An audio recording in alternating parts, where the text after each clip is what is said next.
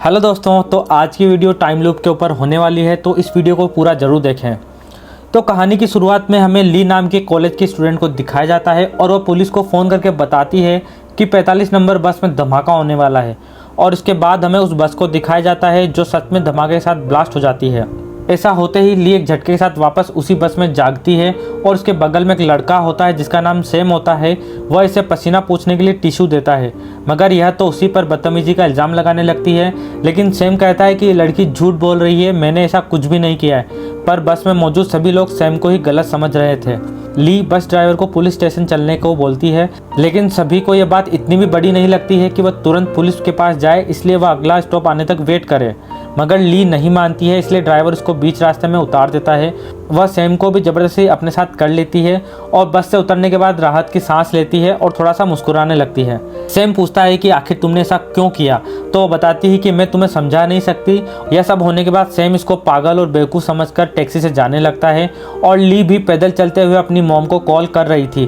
तभी एक जोरदार धमाके की आवाज़ सुनाई देती है। ली जैसे ही पलट कर देखती है तब एक स्कूटर वाला उसे टक्कर मार देता है, जिससे वह रोड पर ही गिर जाती है और उसे तुरंत अस्पताल लाया गया। और यहाँ पर सैम को देखते हैं जो कि ब्लास्ट में घायल हो चुका था। इसका मतलब वह भी टैक्सी से बस के आसपास ही था। दूसरी तरफ हादसे वाली जगह को दिखाया जाता है। धमाके में बस के साथ बहुत सारी गाड़ियाँ भी जल चुकी थी। बस में मौजूद और आसपास के सभी लोग मर चुके थे। सिर्फ सैम जिंदा है जो कि हॉस्पिटल में आखिरी सांसें ले रहा है। इस केस की तहकीकात पुलिस ऑफिसर कैप्टन जैंग कर रहे हैं। फिर जैंग का साथी माइक बताता है कि बस में टोटल 10 लोग थे, लेकिन हमें सिर्फ 8 की ही बॉडी मिली है। सीसीटीवी में देखने के बाद इन्हें सैम और ली के बारे में पता चलता है। तब पूछताछ के लिए पुलिस वाले ली को ढूंढते हुए अस्पताल पहुंचते हैं, मगर ली को तो कुछ भी सही से याद ही नहीं आ रहा था।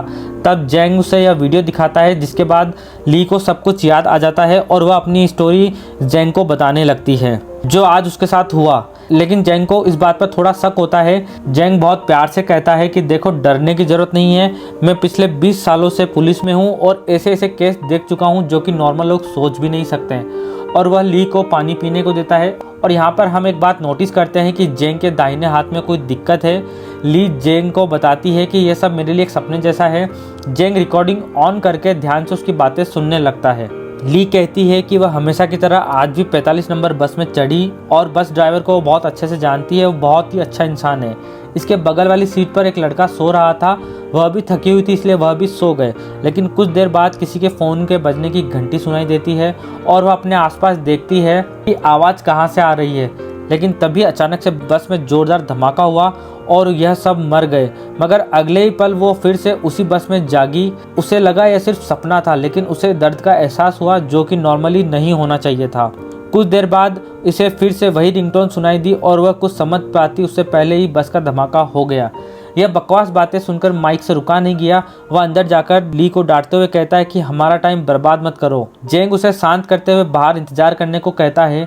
ली आगे बताती है कि जब वह तीसरी बार जागी तब उसे पूरा यकीन हो गया था कि यह कोई सपना नहीं है, इसलिए वह जबरदस्ती बस से उतरने की कोशिश करती है। मगर किसी कारण इमरजेंसी डोर नहीं खुलता और ना ही बस में मौजूद लोगों को उसकी बातों पर यकीन होता है।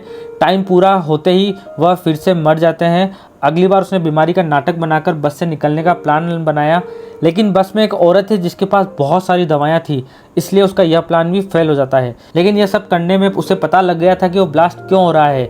एक डिलीवरी बॉय को बचाने के चक्कर में बस ऑयल टैंकर से जाकर टकरा जाती है। यह बात सुनते ही जैंग अपने साथियों से कंफर्म करता है और यहाँ पर एक्सीडेंट होने का तरीका बिल्कुल मैच हो रहा था, लेकिन यह कैसे हो सकता है।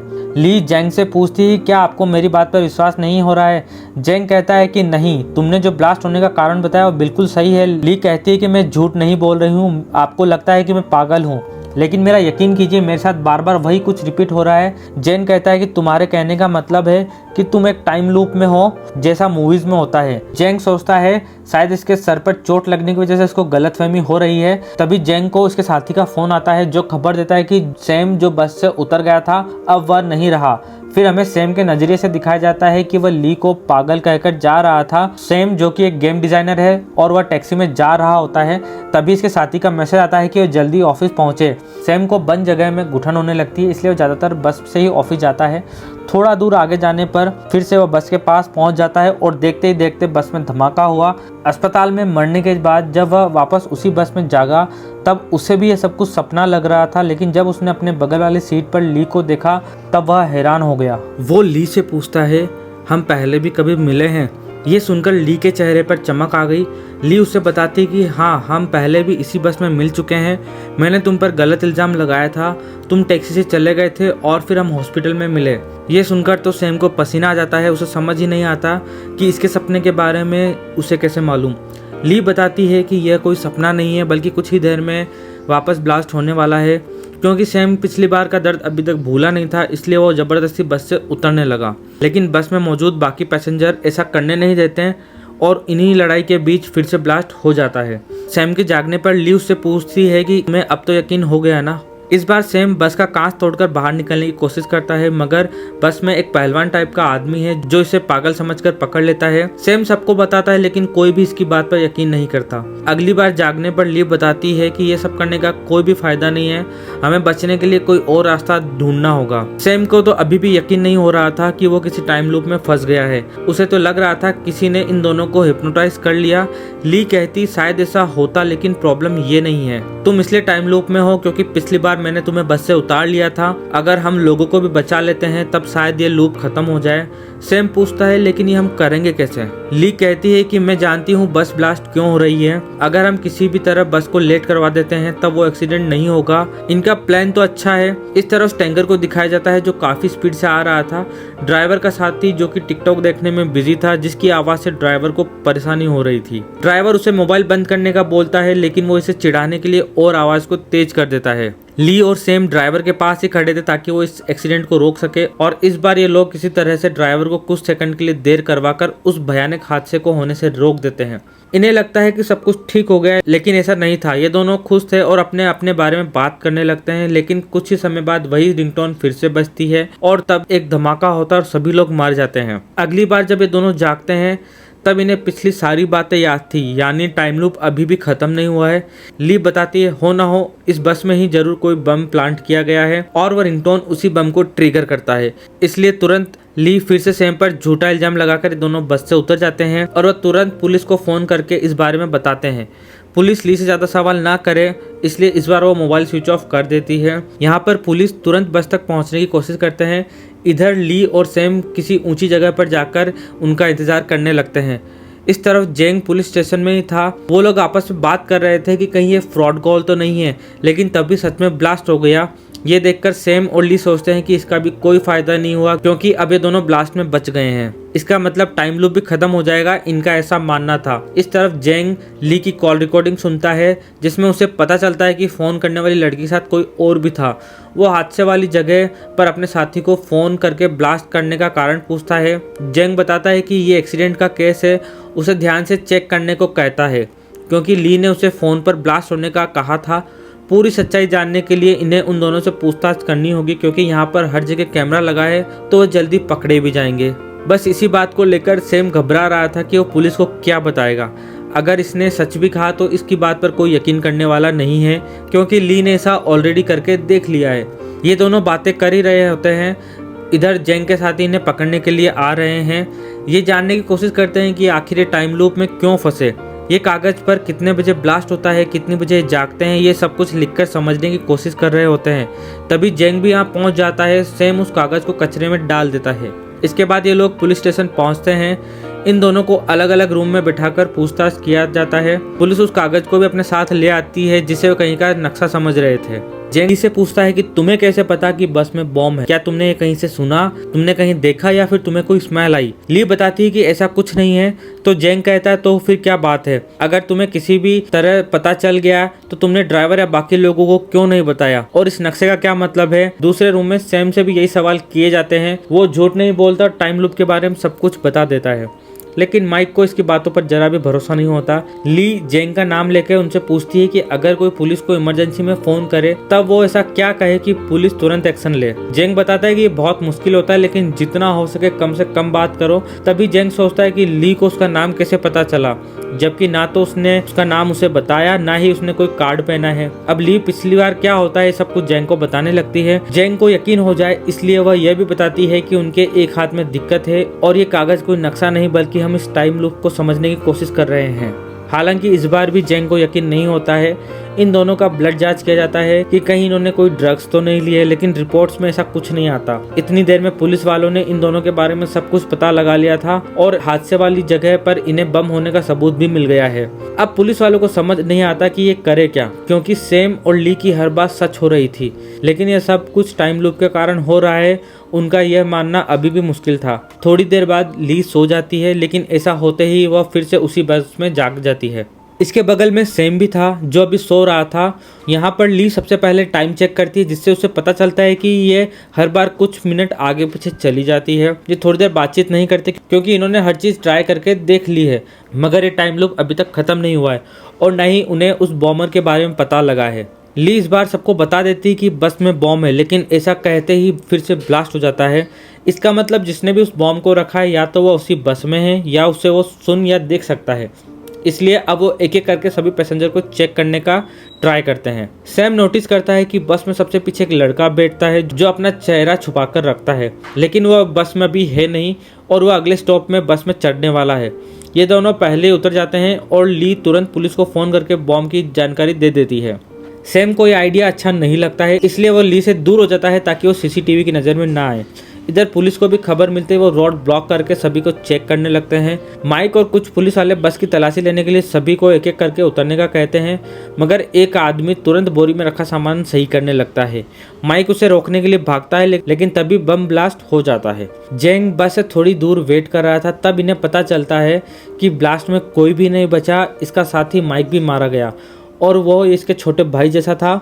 इधर सैम और ली इस बात पर बहस कर रहे थे कि इन्हें पुलिस को नहीं बताना था।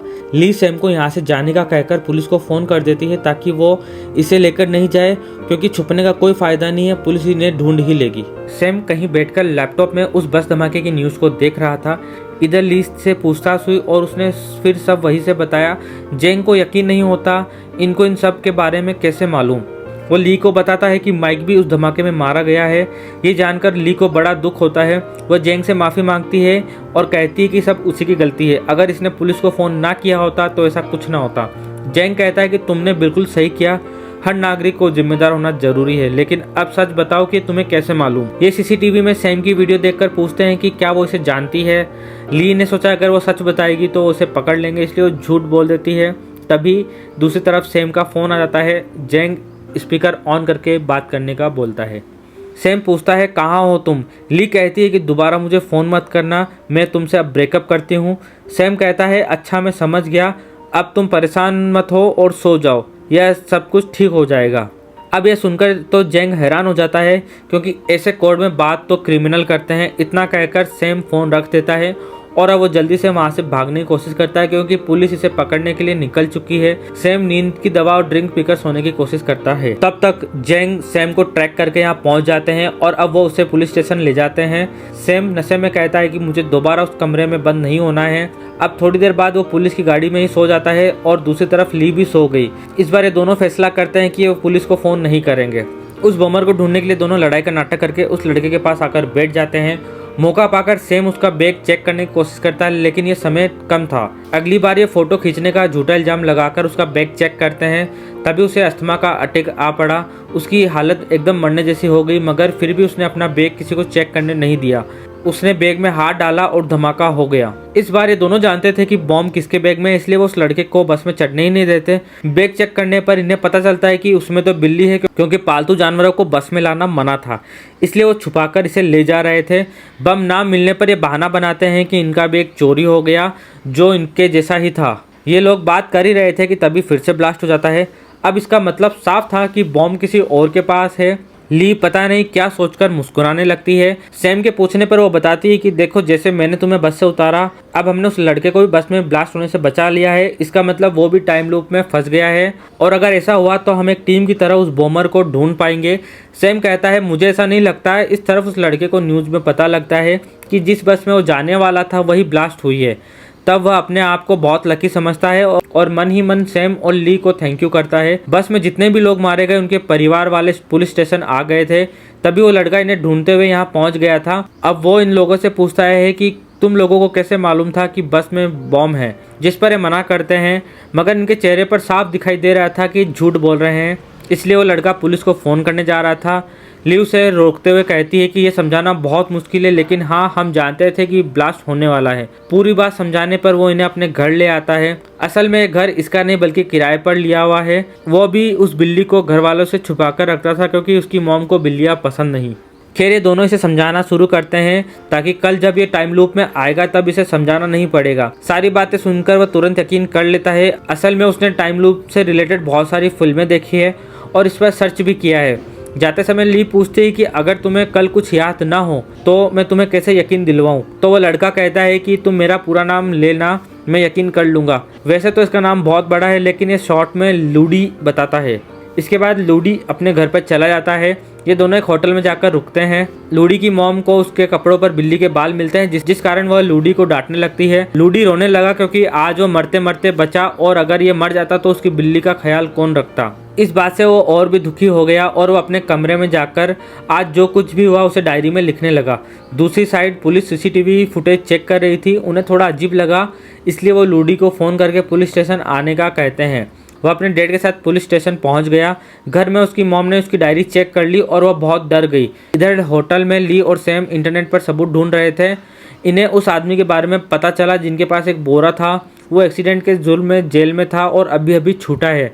तभी इन्हें पुलिस का फ़ोन आया। लूडी से जब पूछताछ हुई तो उसने बताया वह ज़रूरी था। टाइम लूप या बॉम्ब के बारे में इसने कुछ भी नहीं कहा, मगर जेम्स समझ जाता है कि पूरी बात नहीं बता रहा है। ये ली और सैम से पूछताछ करते हैं। तभी यहाँ लूडी की मॉम वो डायरी लेकर आ जाती है, जिसे देखकर ये तीनों लोग झूठे साबित हो जाते हैं। अब यहाँ से आगे मौजूद सभी उन पैसेंजरों की बैक स्टोरी दिखाई जाती है, जिन्हें हम आपको बहुत शॉर्ट में बताने वाले हैं। सबसे पहले वो आदमी जिसके पास बोरा था, हमें लगता है कि शायद उसी के पास बॉम्ब होगा, लेकिन वो अपने बेटे से मिलने जा रहा था और उसमें तरबूज थे जो कि उसके बेटे को बहुत पसंद थे।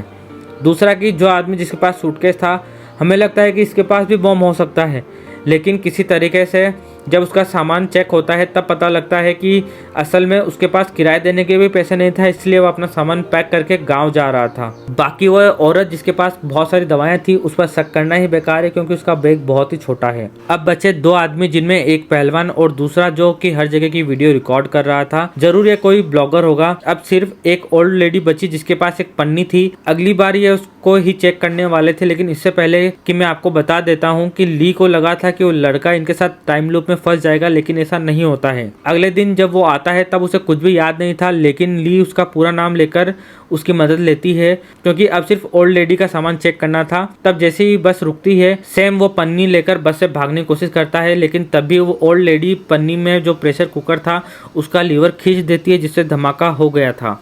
इन लोगों ने इतना मेहनत करके एक एक की तलाशी ली और फाइनली इनको बॉमर का पता लग गया, लेकिन ये कभी सोच भी नहीं सकते थे कि ये सब वो ओल्ड लेडी कर रही है। इसकी क्या कहानी है ये मैं आपको आगे बताता हूँ। उससे पहले हम देखते हैं कि ली और सैम ने क्या किया, क्योंकि अब हम ये जानते थे कि बॉम्ब उस लेडी के पास है, इसलिए वो दोनों कोई बहाना बनाकर उनके पास चले जाते हैं। मौका देखकर सैम उस प्रेशर कुकर को छीनने की कोशिश करता है, लेकिन तभी वो ओल्ड लेडी जिसका नाम ल्यूटन है, वो चाकू निकालकर सबसे पहले सैम और फिर ली को बेरहमी से घायल कर देती है और फिर से बॉम्ब ब्लास्ट करके सबको ख़त्म कर देती है। ये सब एक्सपीरियंस करके दोनों बहुत डर गए थे। ली तो रोने लग गई थी। इन लोगों ने ल्यूटन को कमज़ोर समझने की गलती की। थोड़ी देर बाद इन दोनों ने फिर से कोशिश की, लेकिन इस बार गलती से सैम के हाथों ल्यूटन का खून हो जाता है और ये सब कुछ बहुत लोगों ने देख लिया था। सैम ली को यहाँ से लेकर जाने लगा। इन लोगों ने सोचा कि अब तो बस आगे जाएगी नहीं और ना ही बम फटेगा, मगर तभी बस में मौजूद कोई और उस लीवर को खींच देता है, यानी कोई और भी इसके साथ मिला हुआ है। सैम ने किसी को मार दिया और ये बॉम्ब ब्लास्ट होने से पहले यहाँ से निकल गए। पुलिस हर जगह इन्हें ढूंढ रही है। छुपने के लिए ये दोनों लूडी के प्राइवेट घर में जाते हैं, लेकिन जब ली सैम के लिए भेष बदल कर दवा लेने जाती है तब भी वो जैंग को देख लेती है, जो इन्हें ढूंढते हुए अपने लोगों के साथ यहाँ पहुंच चुके थे। फिर सैम ली को अपने साथ दोस्त के घर लेकर आ गई। यहाँ भी वे थोड़ी देर रुके और ल्यूटन के बारे में जितना हो सका पता लगाया।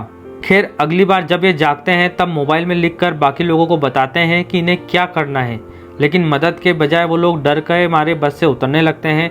ये देखकर ल्यूटन समझ जाती है कि बस में कुछ गड़बड़ है और वो फिर से लीवर खींच देती है। अगली बार ये सिर्फ लूडी और उस आदमी को बताते हैं। ली बस ड्राइवर को बहुत धीरे से जाकर बताती है कि जब वो इशारा करे तब वो बस को रोके। इधर सैम, लूडी और ये आदमी इसको पकड़ लेते हैं ताकि वो बम को ब्लास्ट नहीं कर सके। ली ड्राइवर को बस रोकने को कहती है, मगर ल्यूटन चिल्लाते हुए कहती है कि वो बस को ना रोके, इन सबको मरने दे, तभी इनका बदला पूरा होगा। ये देखकर ली और सैम समझ जाते हैं कि ड्राइवर भी इनके साथ मिला हुआ है। असल में दोनों पति पत्नी होते हैं। इस बार ली डायरेक्ट बस ड्राइवर से जाकर पूछती है कि ये दोनों ऐसा क्यों कर रहे हैं, मगर ये कुछ और कहता उससे पहले ही बम ब्लास्ट हो जाता है। इस बार सैम और ली बस से उतरकर ड्राइवर और उसकी पत्नी के बारे में पता लगाते हैं। सबसे पहले वो बस स्टैंड जाकर ड्राइवर का एड्रेस लेते हैं। उसके एक जानने वाले से पूछताछ करके इन्हें पता लगता है कि उस ड्राइवर का नाम वैंग है और वह बहुत अच्छा इंसान है, लेकिन उसकी पत्नी थोड़ी पागल सी है। अब उन्हें ये जानना था कि ये दोनों ऐसा क्यों कर रहे हैं, आखिर उनके साथ ऐसा क्या हुआ है। वह तुरंत पुलिस के पास जाकर जैंग को शुरू से लेकर अभी तक जो कुछ भी हुआ सब कुछ बता देते हैं, लेकिन इन लोगों ने जो कुछ भी बताया वो सब कुछ सच था। इसलिए पुलिस वाले वैंग के बारे में पता लगाते हैं। तब इन्हें पता लगता है कि आज से 5 साल पहले वैंग की बेटी का इसी रोड पर एक्सीडेंट हो गया था और उस वक्त भी यही टाइम हो रहा था जिस वक्त बम ब्लास्ट होता है। बस के सीसीटीवी में दिखाई दे रहा था कि वो लड़की जबरदस्ती बस से उतरने की कोशिश कर रही थी और जल्दबाजी में जैसे बस के बाहर निकली तब उसका एक्सीडेंट हो गया। जिस बस से एक्सीडेंट हुआ उस ड्राइवर को छोड़ दिया गया, क्योंकि देखा जाए तो उस ड्राइवर की कोई भी गलती नहीं थी। इस बार सैम जैंग का पर्सनल नंबर ले लेता है। बस में वापस आने पर ये उस लेडी का फोटो खींचकर सारी डिटेल्स के साथ जैंग को मैसेज कर देते हैं। इसके बाद यह बस को किसी तरह लेट करवाते हैं। पुलिस तुरंत अगले स्टॉप पर सिविल ड्रेस में आकर खड़ी हो जाती है, लेकिन इस बार वैंग का काफी टाइम ली और सैम ने बर्बाद कर दिया, इसलिए वो अगले स्टॉप पर नहीं रोकते हैं। असल में जहाँ पर इनकी बेटी का एक्सीडेंट हुआ उन्हें उसी टाइम पर पहुंचकर वहां पे बम ब्लास्ट करना ही इनका प्लान का हिस्सा है। इनकी बेटी की स्टोरी क्या है यह हमें थोड़ी देर में पता चलेगा। खैर पुलिस वाले पूरे रोड को ब्लॉक करके बस को रोकने की कोशिश करते हैं और किसी तरह वो ऐसा कर भी लेते हैं, लेकिन अब बहुत कम समय बाकी था। सैम तुरंत बस का कांच तोड़कर उस बॉम्ब को जैंग को फेंकने के लिए देता है। जैंग ने बहुत ही बहादुरी से उस बॉम्ब को पानी में फेंका, लेकिन वो ब्लास्ट हो गया। इस ब्लास्ट में जैंग बुरी तरह घायल हो गया और इस बार कोई भी नहीं मरा। और अब जबकि उसकी पति पत्नी पकड़े गए तब उनसे पूछा जाता है कि वो लोग ऐसा क्यों कर रहे हैं, मगर ये कुछ भी बताने से इनकार कर देते हैं। कुछ देर बाद इन्हें पता चलता है कि जैंग नहीं बच पाया। उनका साथी माइक इन दोनों से पूछता है कि इन्हें बॉम्ब के बारे में और जैंग के पर्सनल नंबर कहां से मिला। यहाँ पर ली और सैम माइक को कुछ भी नहीं बोलते हैं, क्योंकि इन्हें पता था कि अगर ये कुछ भी कहेंगे तो उनको इनकी बात पर यकीन नहीं होगा। और शायद इस बार टाइम लूप खत्म हो गया है, क्योंकि बम ब्लास्ट नहीं हुआ, लेकिन मैं बता दूं कि ऐसा कुछ भी नहीं होगा। इसके बाद हमें पास्ट को दिखाया जाता है कि वैंग अपना मोबाइल गाड़ी में भूलकर किसी काम से चला जाता है। कि बेटी का कई बार फोन आया, लेकिन वैंग तो फोन के पास में था ही नहीं। कुछ देर बाद जब वो वापस आया तब इसे पुलिस स्टेशन आने को बोला गया। असल में इसकी बेटी का एक्सीडेंट हो गया था। ल्यूटन बहुत ही सदमे में थी और उसका कहना था कि जो भी इस एक्सीडेंट का जिम्मेदार है उसे सजा मिले, लेकिन ऐसा हो नहीं सकता क्योंकि ये सिर्फ एक नॉर्मल एक्सीडेंट है। पर ल्यूटन तो वैंग पे इल्जाम लगाती है कि अगर इसने फोन उठा लिया होता तब शायद इनकी बेटी जिंदा होती। इसके बाद हमें प्रेजेंट में दिखाया जाता है कि ली की टीचर हॉस्पिटल में उससे मिलने आती है। बातों ही बातों में ये लोग उनकी बेटी के बारे में बात करते हैं। टीचर बताती है कि उस समय कैसा माहौल था। वो इन्हें ग्रुप के बारे में बताती है जिसमें उस वक्त के सभी स्टूडेंट थे। एक्सीडेंट के बाद एक पोस्ट पर लिखा था कि आजकल बस में आना जाना सेफ नहीं है क्योंकि उनके साथ वहाँ पर बदतमीजी होती है। आखिर उसने ऐसा क्यों लिखा ये पता लगाने के लिए ये लोग माइक को उस स्टूडेंट के घर लेकर पहुंच जाते हैं। पहले तो वो स्टूडेंट डर जाती है, लेकिन जब उससे बताते हैं कि उससे कुछ भी नहीं होगा तब वो बताती है कि उस दिन क्या हुआ था। और हमें यहाँ पे फ्लैशबैक में दिखाया जाता है कि वैंग की बेटी जो कि इसी 45 नंबर बस में सफर कर रही थी, यहाँ पर ये लड़की भी थी जो अपनी सेल्फी ले रही थी। तभी वो देखती है कि एक आदमी वैंग की बेटी के साथ बदतमीजी कर रहा है। ऐसा करते ही ये उसका फोटो खींच लेती है, मगर वो आदमी इसे देख लेता है और डर के मारे ये स्टूडेंट अगले स्टॉप पे उतर जाती है। यह पुलिस के पास जाने वाली थी, मगर फोन पर इसकी मॉम समझाती है कि इन्हें किसी लफड़े में नहीं पड़ना चाहिए। घर आकर वो इस फोटो को पोस्ट करने वाली थी, लेकिन वो ऐसी ही सिमिलर पोस्ट देखती है जिसमें उसको पता लगता है कि ऐसे मामलों में इन्हें कोई सपोर्ट नहीं करता, इसलिए वो इसे पोस्ट भी नहीं करती है, मगर वो इस फोटो को क्लाउड में सेव कर देती है। अब प्रेजेंट टाइम पे वो स्टूडेंट हमें इस फोटो को दिखाती है। यहाँ पर सैम और ली उसके क्लाउड का पासवर्ड याद कर लेते हैं ताकि उस फोटो को कहीं पर भी ओपन कर सके। अगली बार सिर्फ ली जागती है, सैम किसी कारण से नहीं जागता, इसलिए ली तुरंत बस की फोटो खींचकर सारी डिटेल्स के साथ जैंग को मैसेज कर देती है। फिर बाकी लोगों को मैसेज दिखाकर भी उन्हें रेडी होने का बोलती है। इस तरफ पुलिस रोड ब्लॉक करके बस का पीछा करने लगते हैं। बस के अंदर मौका पाकर इन लोगों ने ल्यूटन को पकड़ लिया था। बम फटने में कुछ ही देर बचा था। यहाँ पर वैंग बस को फुल स्पीड में भगाने लगा, मगर पुलिस ने आगे रास्ता बंद कर दिया था। वैंग बहुत कोशिश करता है लेकिन आगे जा नहीं सकता। वो प्रेशर कुकर का हैंडल खींचने ही वाला था, लेकिन तभी ली वैंग को फोटो दिखाकर बताती है कि आपकी बेटी को पूरा इंसाफ मिलेगा। तब तक जैंग भी बस के अंदर आ जाता है और वो भी वैंग से वादा करता है कि वो इसकी बेटी का केस फिर से खुलवाएगा। सैम टाइम देखता है तो बहुत कम समय बचा हुआ था और यहाँ पर इसकी पत्नी को जो चाहिए था वो भी इन्हें मिल गया था, इसलिए वो जैंग को बॉम्ब सौंप देते हैं और इस बार वो समय रहते बॉम्ब को पानी में फेंक देता है। और दोस्तों यहाँ पर इस बार किसी की भी जान नहीं जाती। इन दोनों को यहाँ पर अरेस्ट कर लिया जाता है। यहाँ पर ल्यूटन अपनी बेटी की सोल को देखती है जो कि बहुत ही हैप्पी दिखाई दे रही थी। असल में उस दिन क्या हुआ था वो हमें अभी दिखाया जाएगा कि जो आदमी वैंग की बेटी के पीछे था वो इसे कई दिनों से परेशान कर रहा था और उसने उस दिन भी सेम वही किया। और यहाँ पे ल्यूटन की बेटी सभी को बताती है, मगर किसी को कोई फर्क नहीं पड़ता। और जब वह किसी तरह जल्दबाजी में बस से बाहर आई तभी उसका एक्सीडेंट हो गया। इस दुख में ये दोनों अपना मानसिक संतुलन खो बैठे। इन्होंने 5 साल इंतजार करने के बाद ऐसा प्लान बनाया कि वो उसी 45 नंबर बस को ब्लास्ट करके मर जाएंगे, साथ में ही उन पैसेंजर को भी मार देंगे जो सिर्फ अपने काम से काम रखते हैं। अगर उस दिन बस में किसी ने भी इनकी मदद की होती तो शायद आज इनकी बेटी जिंदा होती। अब प्रेजेंट में जैंग सैम और ली से सवाल करता है कि तुम्हें मेरा पर्सनल नंबर और इतनी जानकारी कैसे मिली। ये दोनों कहते हैं कि सर समझाना बहुत मुश्किल है। जैंग कहता है कि कोई बात नहीं, जब भी तुम्हारा मन करे तब मुझे आकर बता सकते हो, और वैसे भी तुम जैसे जिम्मेदार लोग मुझे बहुत पसंद है। तो दोस्तों अब आप सोच रहे होंगे कि इससे पहले भी ये बॉम्ब बस से बाहर ब्लास्ट हुआ था, तो ये टाइम लूप फिर से कंटिन्यू कैसे हुआ।